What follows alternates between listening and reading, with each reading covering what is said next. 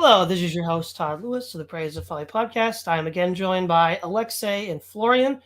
Last week, we discussed issues of philosophy of mind, qualia, and AI, sort of preconceived notions that one has to have before one talks about AI. And, as is often the case, talking about it reveals a lot of other adjacent issues that need to be clarified and explained before we can really get to the issue. So if you want, before you can say something is or isn't material, like say mind or mental states, you need to define, well, what is physical stuff? Now, as far as the definition of what is physical stuff, what I'll say is there are certain properties I think that we all generally accept physical stuff as having. One is physical stuff is temporally located, geographically and temporally located. So if I'm in a spot, some sort of longitudinal point, you can't also be there. Now, it's possible we could both be staying in that spot at different times. So in the time dimension, then there'd be a difference. But assuming we control for the time dimension, you can't be standing there. So there's a certain sense in which physical stuff takes up space. We call that extension. So a physical thing would be a thing that takes up space and then excludes some other thing from occupying that space. We also see this with a displacement volume of objects in water, right? You put an object in water and it displaces water to make room for itself. Another thing that physical stuff has is that it's measurable according to observation, right? You can observe distances, you can observe, or even mediated observation. So you can measure the charge of electricity, right? There's some measurement system that you can then apply to a physical thing that is related to observational qualities. That's another thing that physical stuff would have, if you wanted to say that it's physical.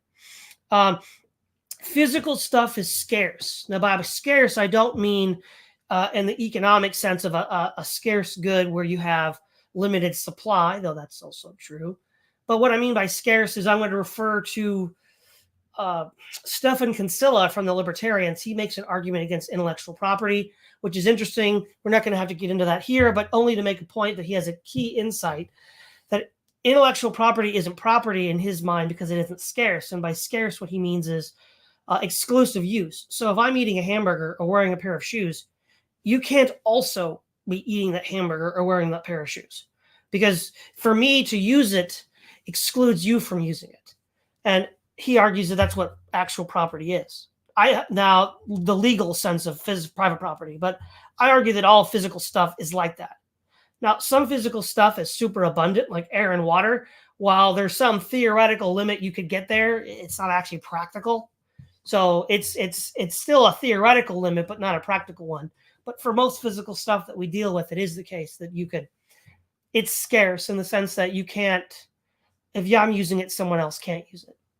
So these are what I would call a web or an ensemble of properties that physical stuff has. So Aleksay, agree, disagree? How would you define physical?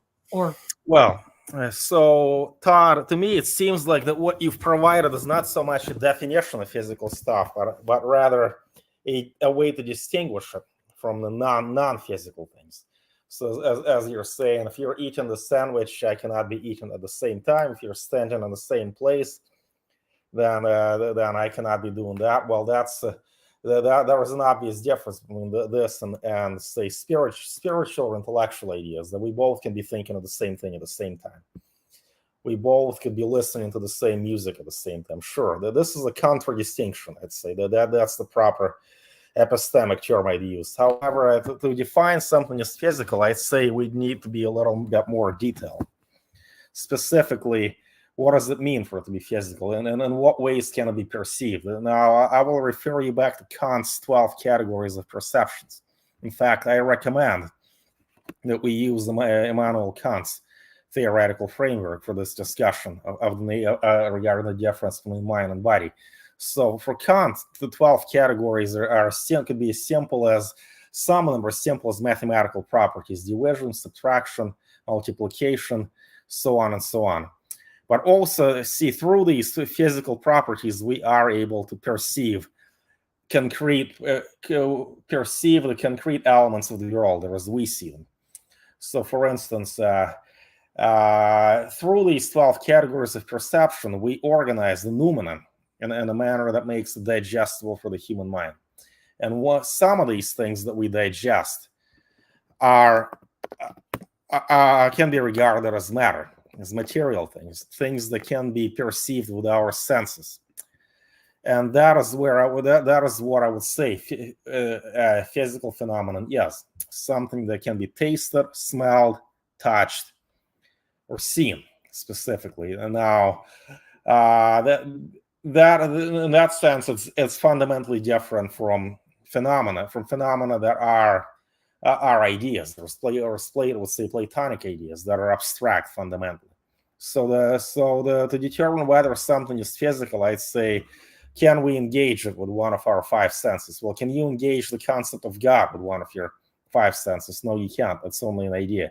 Or Kant would even tell you that if God exists, which he believed that he did, God exists in a noumenal world. It's outside of our reach. So at best we may get a distorted perception of the divine. How about music? Can you engage with music through one of your five senses? Yes, you can. So the sense of hearing. But then again, is music physical? Music in and of itself, maybe not, but perhaps the instruments that deliver music are physical. After all, if you're hearing something in a loudspeaker or guitars emitting noise, so there's an element of physicality involved. What about this conversation? Is it physical? Well, the conversation may be an idea, but you're hearing noise that's physically being emitted through your computer screen or through your headset. So that's physical. You are sitting in that chair. You're engaged in that with one of your senses. So that's also physical. And most importantly, you are seeing the screen, which means, yes, that's also physical. So I would recommend a common sense approach to physicality, whether it can be perceived with one of our senses. However, that is not to say that we're advocating for some kind of rudimentary materialism, that only the physical things exist, which is why I'm not an eliminating materialist. I would say that there is a difference between mind and matter, physical substances and abstract substances, and the fundamental difference is the role that our five senses play in perceiving and incepting the sensory data that come from the physical world. As long as one of our senses can be involved in this, then it's physical. I'd say that's the thesis I will argue today. Okay, Florian, disagree with Aleksay or I? What are your thoughts? Both a little bit. I was reminded of quantum physics and Heisenberg's uncertainty equation. So I think what Kant didn't take into account, because they just didn't have this problem appearing, that if you break down, like, to look really what matter is, like on the quantum mechanical level, on the really small level, it's not as easy anymore. You can't observe things. You can observe a car or a horse buggy.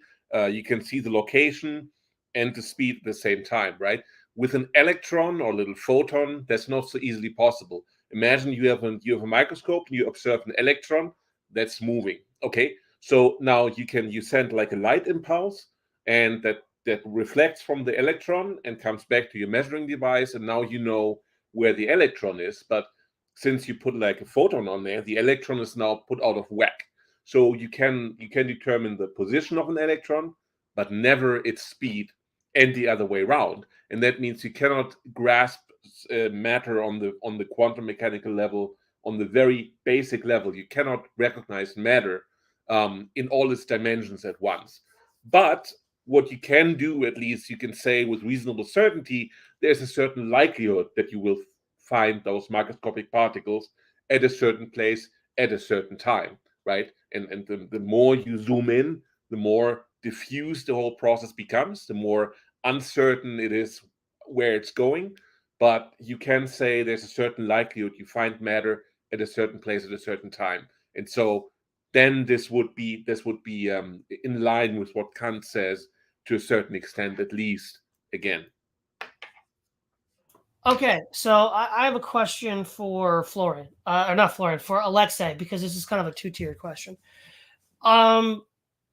So on the one hand, there's a distinction between substance dualism as such, as just a part of the structure of the universe, And then there's the question of how substance dualism affects the mind and the brain. So, for example, one could be a substance dualist and argue that the mind is immaterial and the brain is material.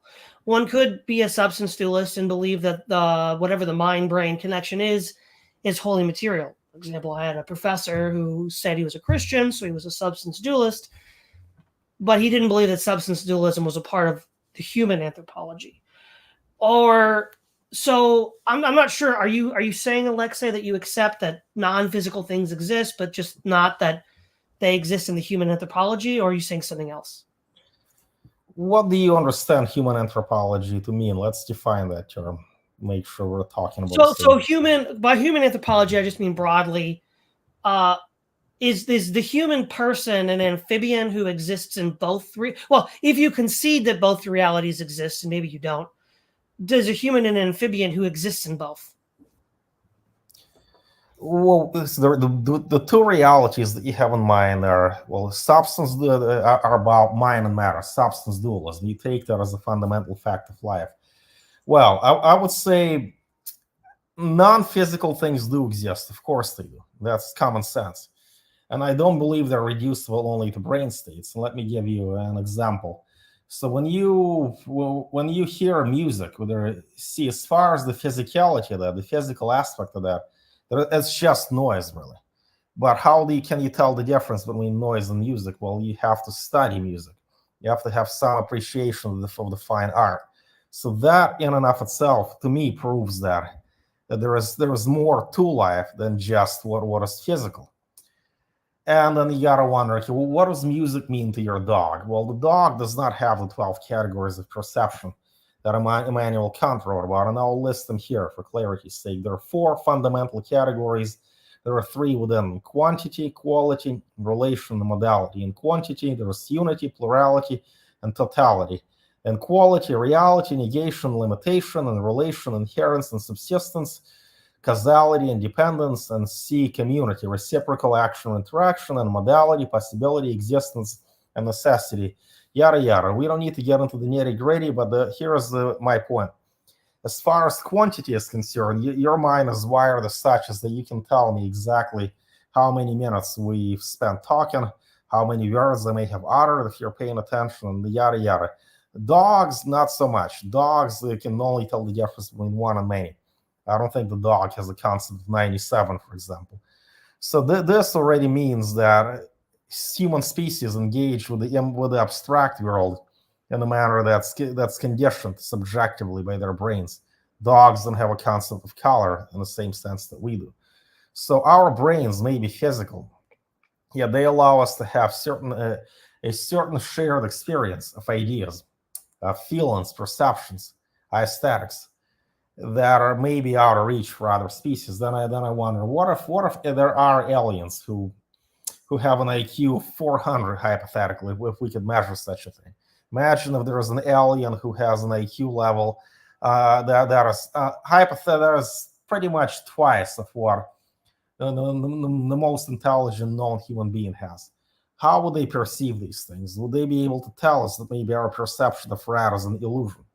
Will they be able to tell us that our conception of mathematics is primitive and there is a higher truth there? Interesting. We don't know that. So that brings the question of, is there a reality that's abstract and mathematical that's beyond our perception? Kant would say yes, that's the noumena. But all of this goes to show that perhaps the most distinguished metaphysician in the history of all philosophy argues, for good reason, in the Critique of Pure Reason, that there is noumena, and it's not material. It's beyond our sensory perception. To me, this is a reason to take the idea that non-material things are real, to take that seriously. Now, that's not to make an appeal to authority, because Kant says that. It must be true. What I'm asking is, what I'm calling for is a more serious engagement with the Critique of Pure Reason, and a philosophy of mind that is grounded on these 12 categories of perception. If we get a solid grasp of that, and if we build our theoretical framework around this Kantian theoretical framework, it will seem fairly obvious that non-material things exist and what exactly they are. And that, of course, opens the door to other questions. Well, what is the noumena? Why is it that we cannot grasp the noumena? Why is it that God exists? Why are we not able to perceive God? Is it because our IQ is limited? And are there species that have a better understanding of the noumena?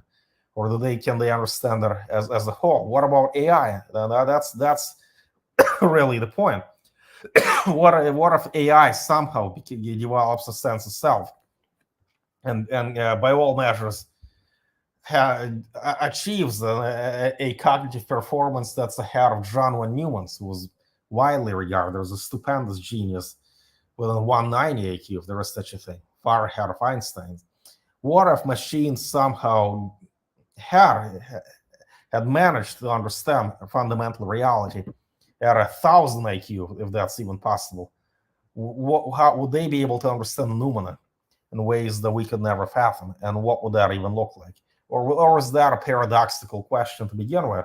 If machines can understand a noumena on such a level, fundamental reality of things, what would it look like? Maybe our human brain would just be incapable of imagining the first thing about it. Okay, so it sounds like provisionally that for this stage in the inquiry, Aleksay and I are both in agreement that there are two kinds of substances, physical substances and mental substances. The question then is, what can we know about mental substances since they're not accessible to the five senses? One, Florian, what do you think about that? Is that a schema that you'd accept, or do you have anything you'd want to add or say? So can you repeat that again? What you mean precisely? Right. So provisionally, it sounds like what Aleksay and I are saying, or at least what we can agree on, is that there are two kinds of substances, physical substances and mental substances. The disagreement arises over a question of epistemology, what can be known about mental substances. Aleksay says we can know nothing about them from empirical observation, and that's where we ended. So does that, what do you think about that, Florian?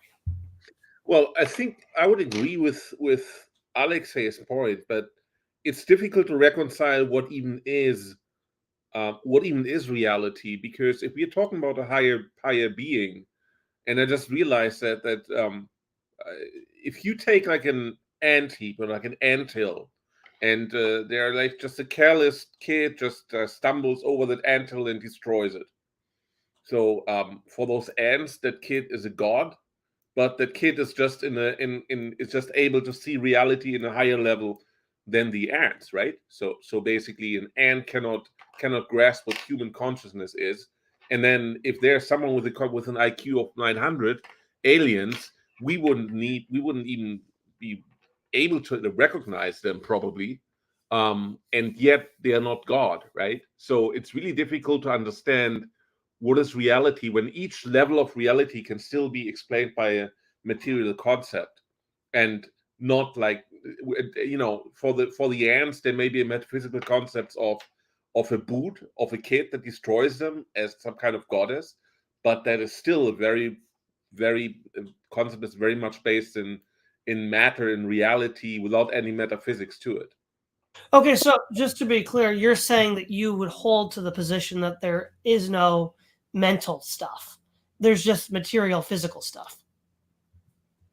I said it's difficult to recognize it, but there's certainly,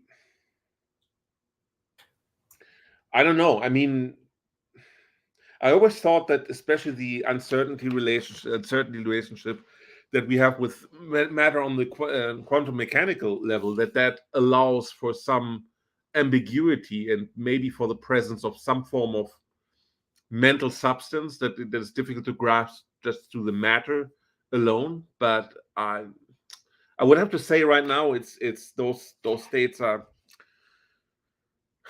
I would say those states are separate, but I'm not. I'm missing the link between. Right.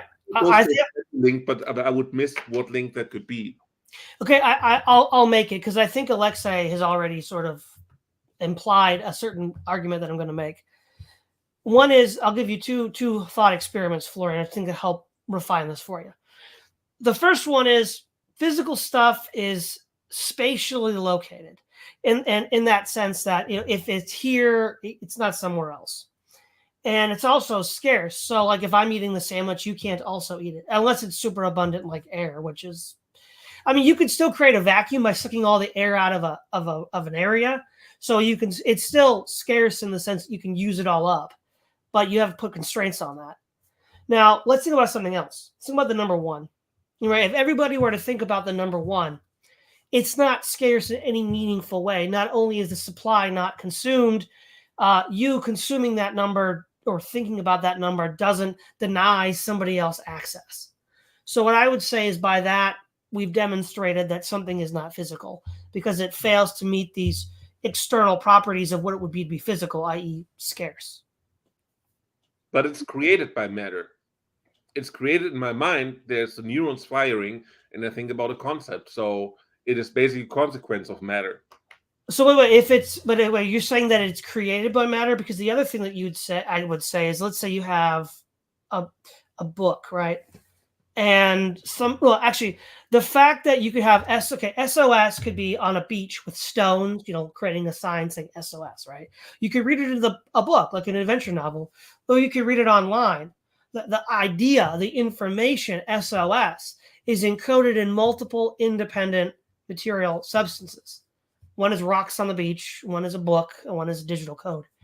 But they're all participating in that meaning without that can occupy many different points in space, quote unquote, without actually excluding other things in a way that a physical object just couldn't. A physical object would exclude, like, you can't, instead of like SOS stones on the beach, you can't also have that and then a tower built on top of it. So basically saying that concepts are universal and cannot be constrained unlike matter.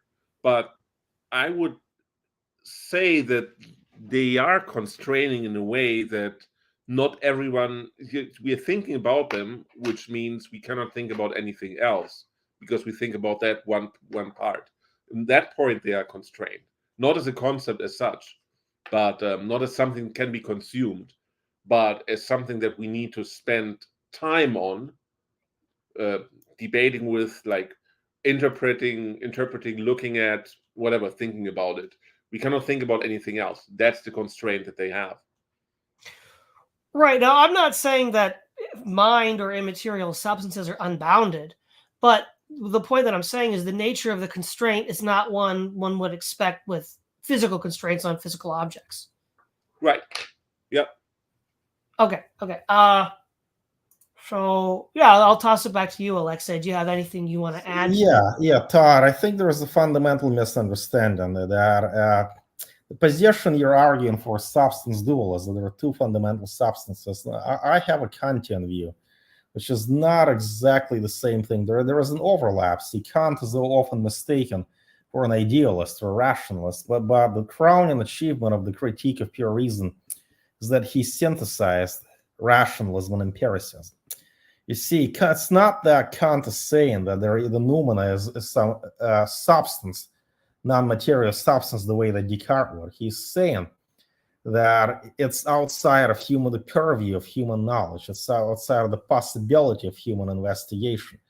See, we can't at the same time say that noumena is a substance, is an immaterial substance, and also that we know nothing about it. That's an apparent contradiction. What Kant is saying is that the phenomenal world is the world of human experience, the world of sensory experience. In this sense, it's very much compatible with the version of materialism that Florian argued for, perhaps even eliminative materialism, but I'm not going that far. For Kant, these 12 categories are about the way we engage with the material world. So as a Kantian, I could just as easily turn around and argue that as far as we know, and for all that we know, the phenomena is based on neurosynchrony, and that's all there is to it. Yeah, of course, over and above that, we'd have to acknowledge that there's just some things that cannot be explained by science. So I have no sympathy for Daniel Dennett's scientism. I think that is the apogee of intellectual arrogance. Okay, So let me try to rephrase it back to you and tell me if you agree with this.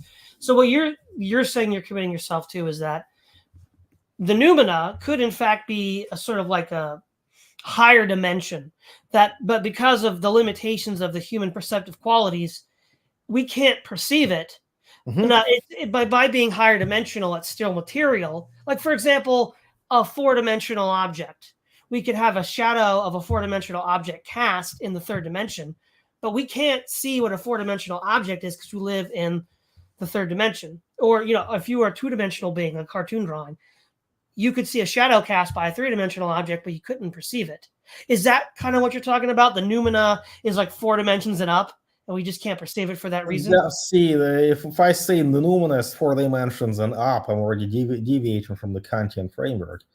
The whole point of this is that there is no such thing as noumena that we can know about. I can't tell you if it's 4 dimensions or 10 dimensions or no dimensions. The fundamental supposition here is that we don't know what it is. All we know is that it probably exists. Wait, but if you know it probably exists, then there's still something you know about it, right? See, that's where Kant deviates from David Hume's argument on the inquiry in human understanding. Toward the end of that essay, he specifically wrote that if it's not a number, if it cannot be experienced with the senses, committed to the flames, for it contains nothing but sophistry and illusion. So Hume, as a strict empiricist, would say that if we know something about anything, we must have experienced it somehow. It must have been in our impressions or sensations, or it must be some abstract property like math and whatnot.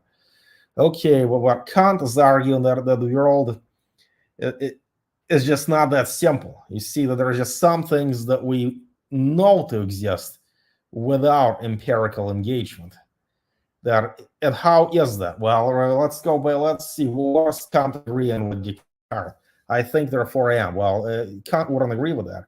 Descartes went a little too far, as we discussed it before. All Descartes really knows is there's thinking going on. There's some abstract perception happening. Oh, but as far as what I am, what my sense of self is, that's a far more complicated question that Descartes cannot answer. Yet, what did Descartes bequeath for Kantian philosophy? Well, that is the idea that there is just certain abstract ideas that exist somehow without any empirical engagement, without any empirical link to the world, and without any sort of a mathematical proof. See, that is why Kant also accepted fideism.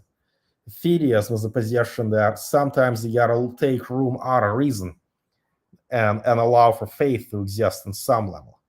Now, what is faith? That's a complicated question. Kant is not a Kierkegaardian in the sense that there must be a leap of faith.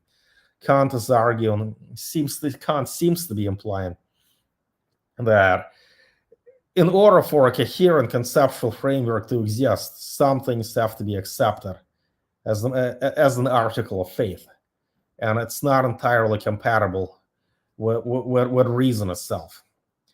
Oh, that's my answer to your question. That there are just certain things that exist that are not empirical and are not a matter of deductive rationale. Okay, well, now I'm a little confused here because you said in the beginning that something is physical if it can be engaged with one of your 5 senses. Mm-hmm. You're saying that the noumena cannot be engaged with one of the 5 senses. Therefore, the noumena should be not physical. It is. See that, and it's not physical, and that seems tempting. It seems tempting to suggest that Kant is a Cartesian dualist, which he's not. Well, I'm not saying he's a Cartesian dualist, but you then have to posit that whatever the noumena is, in addition to existing, it exists in some non-physical plane since it's not accessible to the 5 senses. Correct. But then I guess the other question is, why limit yourself to the 5 senses, right? I mean, Descartes talks about clear and distinct ideas.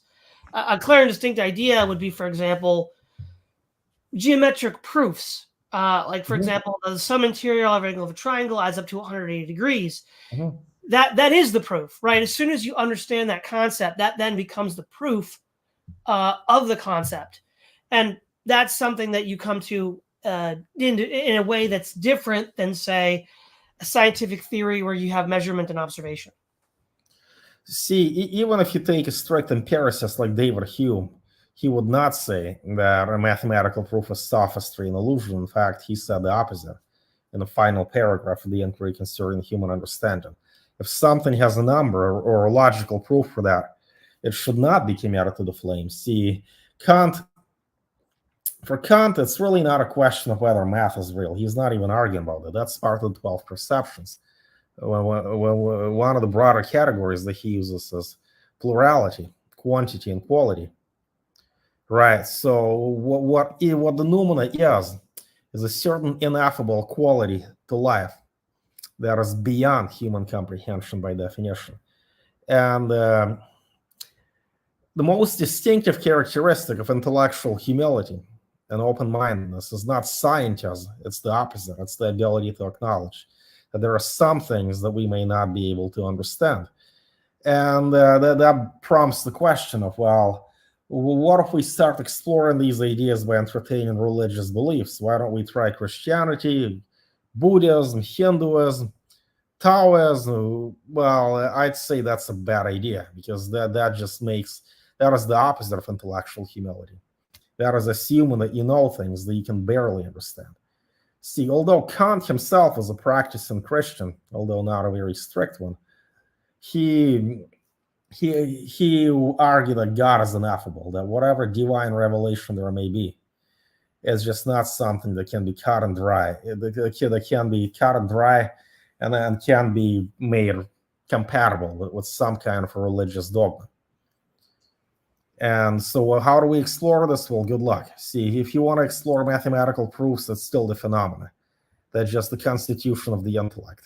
It's part of the 12 perceptions. But if you want to explore questions of abstract substances, of how there may be a God, if you want to prove that God exists the way that St. Thomas Aquinas did, or Descartes had his own argument for God's existence, that's toying with the noumena.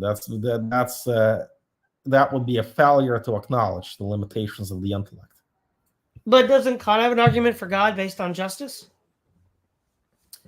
That's not an argument that I've studied in detail, but and it's honestly not an argument that I've studied once in the entire time I've studied philosophy at the university in elsewhere. That, as far as I know, that's not a significant part of Kant's moral philosophy. But if you'd like to tell me about this argument, I'd certainly be happy to look into it and see what this has to do with his epistemic framework, which is just a strict distinction between noumena and phenomena. Well, I mean, I haven't studied it in detail lately, but basically the idea is that God is known for deep, quote unquote, rejecting arguments for God's existence, but he does create one of his own based on justice and eternal punishment and all that other stuff, which, again, if you haven't studied it, that's fine. But that's just something that Kant did and is important in certain other fields of his study. But I'll ask you, Florian, what are your thoughts on where we're trying to define the boundaries here? It's very difficult to define boundaries because we always get into hierarchies with this sort of thinking, and that always means there must be a higher instance, right? I mean, imagine we're making a cookie dough and we put that cookie dough into certain forms, right? So when we have a 2-year-old, the 2-year-old may not know the concept of cookie dough, but it sees that there's cookies, and that's great. So for the 2-year-old, the cookie dough comes into presence, into existence, the moment he takes the cookies out of the oven. But we know there's a larger dough behind it. But then somebody else made the dough, somebody else wrote the recipe, and then you can always go one level higher, right? You can always say, we can only recognize part of the entire cosmos.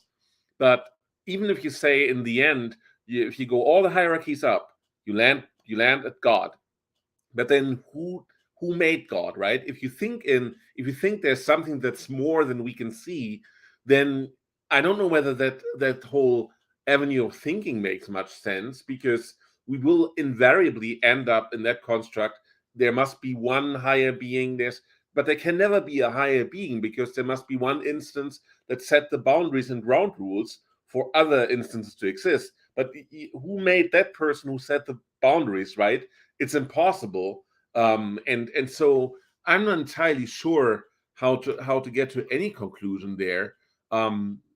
maybe God is somehow emerging through interactions of matter, but that is also a stretch. I mean, what is outside? Because we realize we understand that there are some people, some life forms that are not able to see reality the way we see it, and then we see, oh, that must be that's the explanation of God. But then we never find a solution to that, right? Does that make sense? Well, okay, I think this is where I think a lot of the confusion is coming.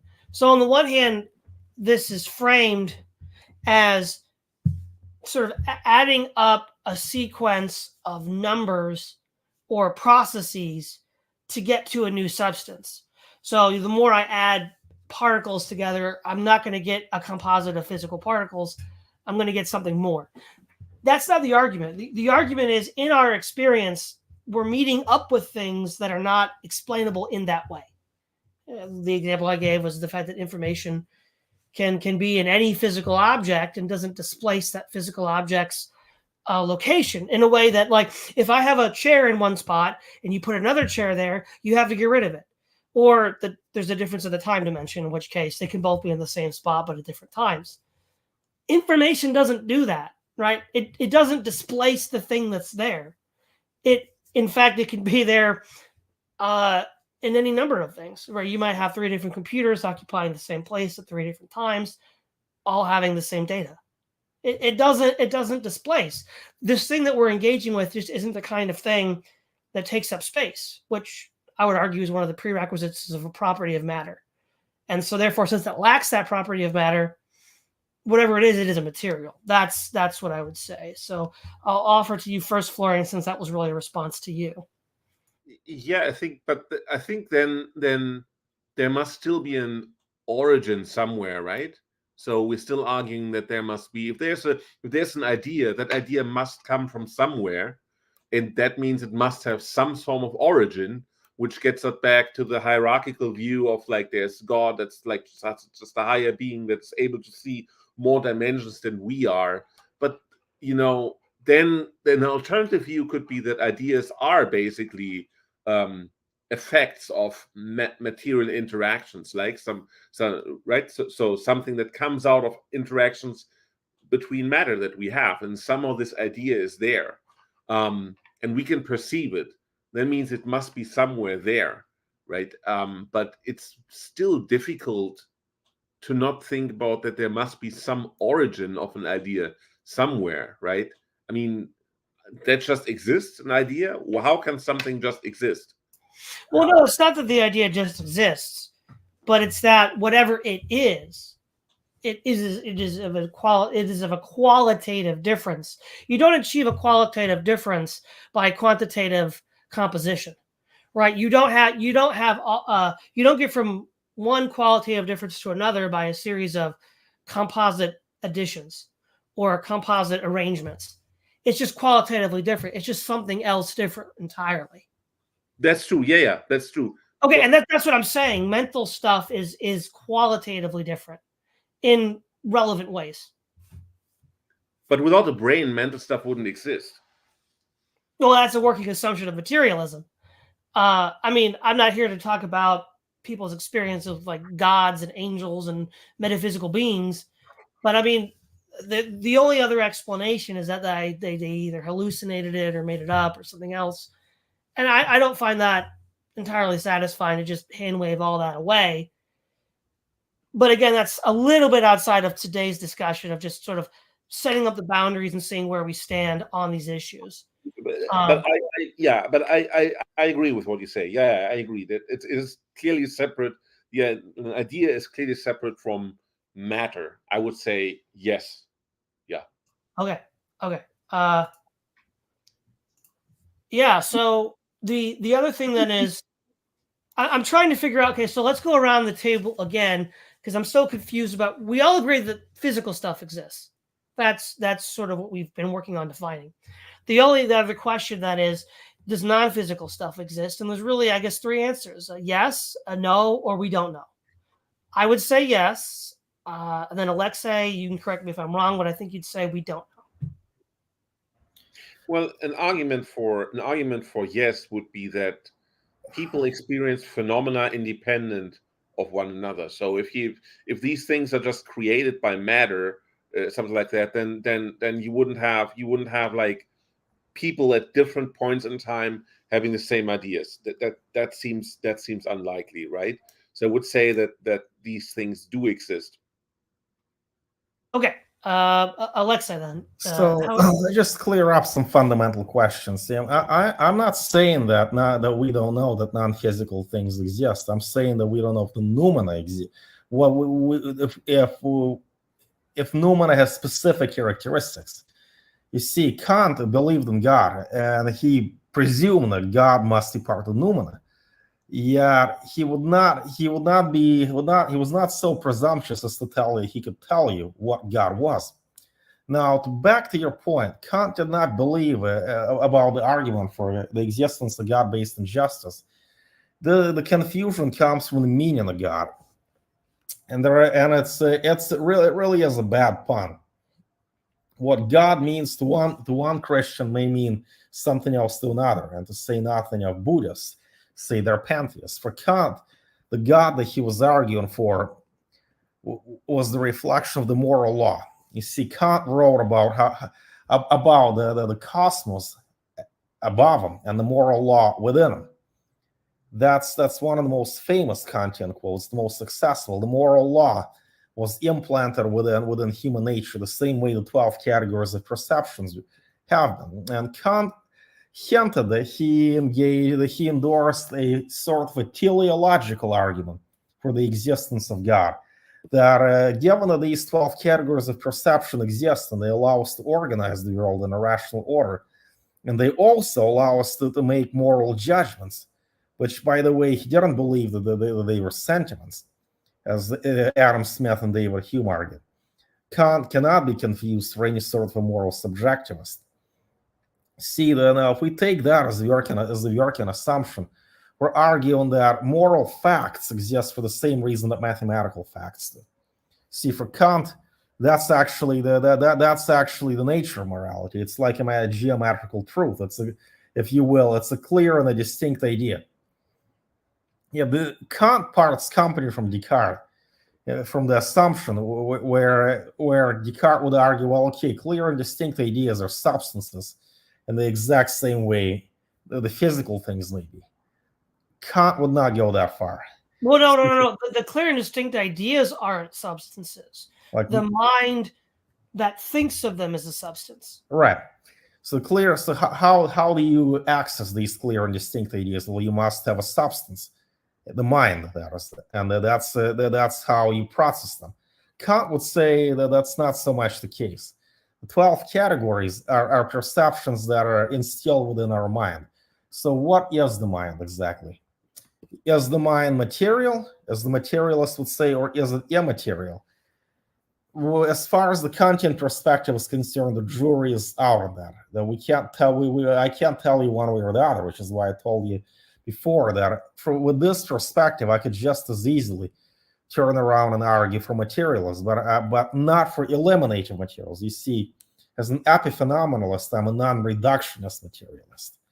I'm arguing that as far as we know, based on the phenomena that we experience with the 12 categories of perception, what we know for a fact is that there are material substances, but what we also know is that the mind exists, as Descartes said, I think, therefore I am. But the only thing he proved is that there's thinking going on. He doesn't know what identity is. So we know that two things exist: the fundamental constitution of the intellect and the material world that we perceive by virtue of these categories of perception. And as part of this immaterial aspect of the intellect, that we have both moral judgments and mathematical and these clear and distinct ideas. Beyond that, we don't know. Well, wait, so why do we want to know about beyond that? Why do we want to know about God or the noumena or whatever it may be? Arthur Schopenhauer went on to argue that instead of God, there is the will. See, Schopenhauer had a Kantian understanding of metaphysics, but he rejected the Kantian idea that the world is good. In fact, it was reported to have been said rather Kant was reported to have said among his last words that the world is good. You see, Kant believed in God, and he thought the noumena was the underlying essence of the world, and it must be benevolent. Schopenhauer saw it differently. Schopenhauer thought that we're driven by this desire to strive, selfish urges, and there is the will underlying the phenomena that is restless and mindless and impulsive. And I gotta wonder, how is it that Schopenhauer deviated from Kant's fundamental distinction between the noumena and the phenomena? How can he say that there is a Kantian, he believes that the noumena exists and it's unknowable and the noumena is will? That's an apparent contradiction. But at the same time, we could say that for Kant. I mean, how can he say that the noumena exists and the noumena and it's God, if it's unknowable by definition? Well, that's where Kant says it's faith. He doesn't actually know it. He's a fideist. He's taken room out of faith to just accept the most logical possible conclusion that seems to allow for his theory to hang together, for the disparate components of his epistemology to be compatible. And that's as far as he goes for God's existence, a teleological argument. That obviously, since there was logical order underlying or a capacity for mathematical reasoning, and we use reason to reason about morality the same way, how could that be? There's got to be some kind of a rational being underlying. There's got to be something, but it's not an anthropomorphic creature the way we find it in the Judeo-Christian tradition. So the most interesting thing to note, though, about Kant is that he has a very counterintuitive and frankly artistic view of morality. In fact, Kant seemingly had Asperger's, that he thought that we make moral judgments based on reason alone. Evidence suggests that it's really not the case, that that moral judgments are heavily influenced by our emotive perceptions the way our judgments of art are. So if Kant is arguing for the existence of God based on the moral order and the rationality of the human being, and he's arguing for a non-anthropomorphic God, I'd say that's a weak argument. That argument does not hold any more water than the ontological arguments we may read in Descartes or St. Thomas Aquinas or Anselm. So, one of the other things, this is what's still confusing me. So, from what I remember when I took philosophy, one of the reasons why Kant postulated the noumenal realm is that he was reacting to Hume and a sort of reductive physicalism, where it's like, if everything is determined by the laws of physics, biology, and chemistry, then there's no choice. If there's no choice, there's no moral action. Kant's like, well, that's terrible. We got to have some area that isn't determined by all these laws. But those laws describe the physical universe. So doesn't the noumena, whatever it is, have to not be physical, because otherwise it'd be governed and constrained by those laws, and therefore wouldn't give choice? See, that's again a fundamental misunderstanding. That once you start speculating about what the noumena is or is not, you're contradicting yourself. And Schopenhauer's entire philosophy is based on that contradiction. How do you know about this nefarious will that is the root of human suffering? That's a concept that's borrowed from Buddhism, in fact. And if Schopenhauer was fond of Eastern religion, how do you know this if you're a Kantian? And if you ask Kant himself, how do you know this?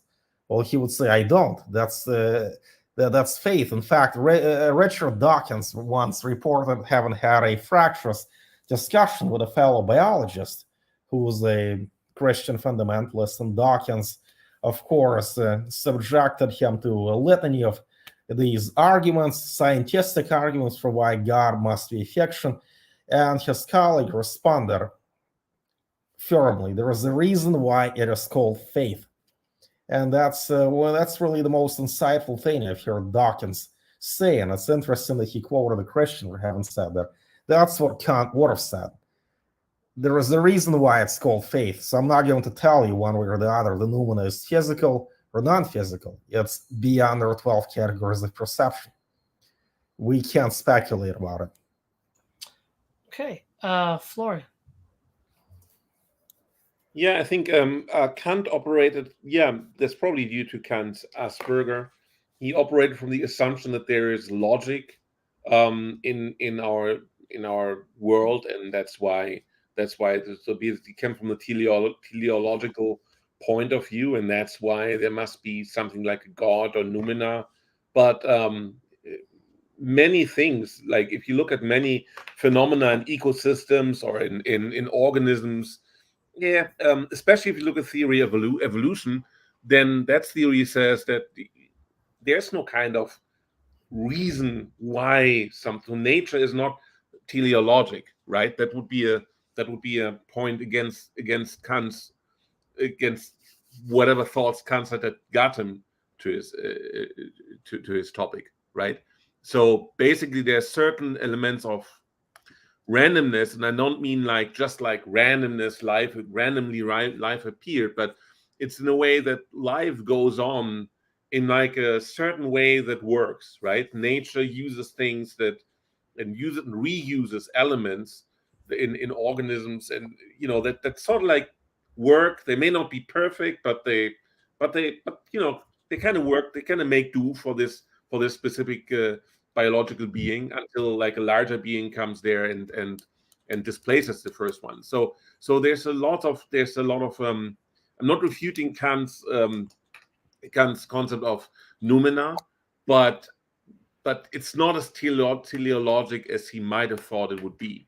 So, which is also fascinating. There's a certain amount of randomness that's allowed to go through because it somehow still works, which gets me to the point that I say, if there's a God that's basically governing the outside rules of the universe, that's governing the rules how the entire physical reality came to pass, and that's why we are here. It's kind of like a fish tank. Like you buy an aquarium and set everything up, and then you just put water in some larvae, some fish, and they somehow develop into a living ecosystem.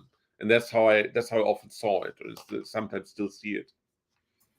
Well, okay, we're at the end of the hour, so I think we'll kind of do a wrap up. And I think what I'd like to wrap up to be is just a succinct definition that each of us give of the positions that we have, just so we can sum this all up for the viewers, and we'll leave it there. So I'll just say that, yeah, I do believe in two substances. I believe the definition I already gave of material substance. There are other things in our experience that don't conform to either the definition or the properties of physical substances. What those other things, based on the arguments I gave in the first video and this video, I argue are immaterial. Now, they're not all mind. I mean, numbers aren't mind. They're kind of like inert. Well, they are and they're not, right? They don't, there's this sort of Platonism where you have like inert ideal forms, but that's again beyond the scope of this. So just that through what we can think about through clear and distinct ideas and our perceptions, there are certain things that don't fit into that box called material stuff. Okay, so Aleksay, just outline your position to wrap it up for the viewers. So consistently with my position in the previous show, I'm sticking by my epiphenomenalist point of view, non-reductionist materialism, which posits that there is a fundamental fact of reality the brain probably causes, non-abstract perception, yet there is no two-way causation. That really neurosynchrony and materialistic determinism is the most likely explanation, is the most plausible explanation for how consciousness emerges. I would also say that the reason why Kant believed in free will is because he believed in God as a matter of faith. See, the fideism, that he left room for free will in the noumena. This is where you find free will, God, noumena, and all these lofty things that we aspire to believe in, even if we don't have any reason to believe in them. But that's Kant's personal choice. I do not share his faith. And I would say that as far as Occam's razor is concerned, also a concept I've discussed, that we should work with theories that require the smallest number of premises that need to be verified for factual accuracy. What's complexity? Well, a complex theory that has a large number of premises of questionable accuracy. The simpler the theory, the fewer theoretical liabilities there are, the better. So with that, I would state that non-reductionist materialism is probably the simplest of the three theories that we have here: substance dualism, reductionist materialism, and non-reductionist materialism. And the reason for this is that we don't yet have enough evidence to prove that not only is consciousness an epiphenomenon, but it just doesn't exist at all in any meaningful way apart from neurosynchrony. That's going to require additional justification. That's going to require evidence that Qualia is a philosophical fiction, and that the computerized digital cognition is just as fitting of a definition of thought as human definition. I'm not willing to go that far. I'm not convinced of any of this. But I do believe that that non-reductive materialism, specifically epiphenomenalism, is a flexible position that should be able to withstand critical scrutiny, although it is a minority view among philosophers of mind, as you acknowledged that. But I do suspect that the reason for that may be political. There is a lot of pressure on philosophers of mind to accept a scientific view of Daniel Dennett's ilk, which is why there is less support for non-reductionist materialism than there otherwise could have been. Okay, final wrap up for you, Florian. Yeah, I think I would say there must be a mind-substance dualism, because if we think there's only matter that explains everything, then we will never understand reality completely, because we get in these hierarchies. Yeah, there must be something higher, and there must be something higher. And we wonder who created God again, right? And we never stop. This is a futile round of thinking. For that reason, I think there must be a second substance or second area, dimension, however you want to call it, next to materialism. But it's still true that we may fall victim to the notion that something is divine, but it's easy to explain. But so, for example, we can explain something as, like, for example, butterflies can sense, you can look, can experience UV light, which we cannot. So they have a different view on the world, right? So if butterfly were able to tell us something, then we might think, oh, what this butterfly talks about is like divine, but it's not. It's just a different way of taking in reality. However, as I said, if it's only matter that explains everything, only our interaction with reality, then we'll never understand our reality completely. For that reason, I say there must be a mind matter dualism. There must be something existing beyond just matter and energy that we as yet cannot explain and may never be able to explain. Okay. Well, thank you, Aleksay. Thank you, Florian. This is Todd Lewis of the Praise of Flying podcast, signing off.